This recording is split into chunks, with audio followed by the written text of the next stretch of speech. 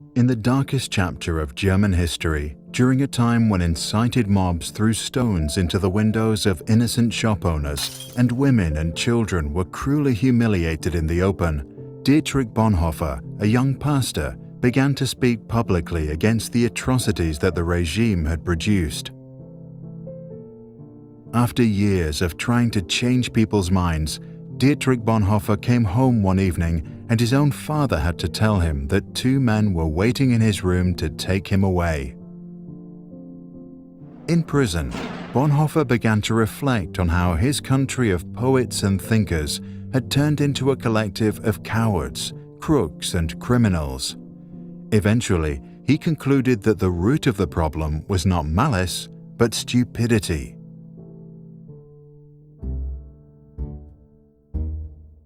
In his famous Letters from Prison, Bonhoeffer argued that stupidity is a more dangerous enemy of the good than malice, because while one may protest against evil, it can be exposed and prevented by the use of force. Against stupidity, we are defenseless. Neither protests nor the use of force accomplish anything here. Reasons fall on deaf ears. Facts that contradict a stupid person's prejudgment simply need not be believed, and when they are irrefutable, they are just pushed aside as inconsequential, as incidental. In all this, the stupid person is self-satisfied and, being easily irritated, becomes dangerous by going on the attack. For that reason, greater caution is called for when dealing with a stupid person than with a malicious one. If we want to know how to get the better of stupidity, we must seek to understand its nature. This much is certain: stupidity is, in essence, not an intellectual defect, but a moral one. There are human beings who are remarkably agile intellectually, yet stupid, and others who are intellectually dull, yet anything but stupid. The impression one gains is not so much that stupidity is a congenital defect, but that under certain circumstances, people are made stupid, or rather, they allow this to happen to them. People who live in solitude manifest this defect less frequently than individuals in groups, and so it would seem that stupidity is perhaps less a psychological than a sociological problem. It becomes apparent that every strong upsurge of power, be it of a political or religious nature, infects a large part of humankind with stupidity, almost as if this is a sociological psychological law where the power of the one needs the stupidity of the other. The process at work here is not that particular human capacities such as intellect suddenly fail.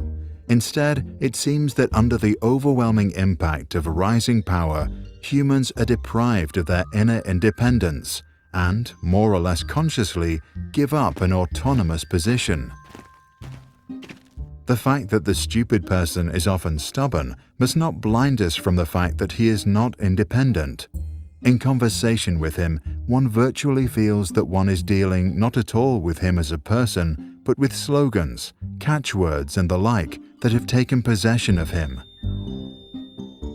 He is under a spell, blinded, misused, and is abused in his very being. Having thus become a mindless tool, the stupid person will also be capable of any evil, incapable of seeing that it is evil. Only an act of liberation, not instruction, can overcome stupidity. Here, we must come to terms with the fact that in most cases, a genuine internal liberation becomes possible only when external liberation has preceded it.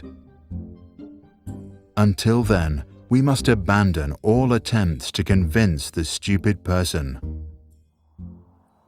Bonhoeffer died due to his involvement in a plot against Adolf Hitler at dawn on the 9th of April 1945 at Flossenbürg concentration camp, just 2 weeks before soldiers from the United States liberated the camp.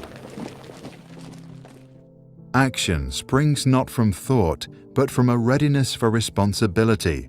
The ultimate test of a moral society is the kind of world that it leaves to its children, Bonhoeffer once said.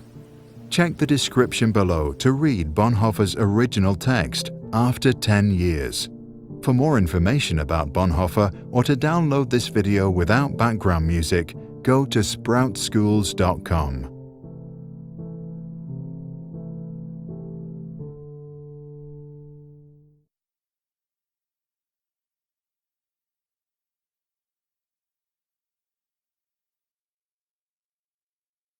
Sprouts videos are published under the Creative Commons license. That means our videos are free and anyone can download, edit, and play them for personal use. And public schools, governments, and nonprofit organizations can also use them for training, online courses, or designing new curriculums. To help us stay independent and support our work, you can join our patrons and contribute. Just visit patreon.com/sprouts. Even $1 can make a difference.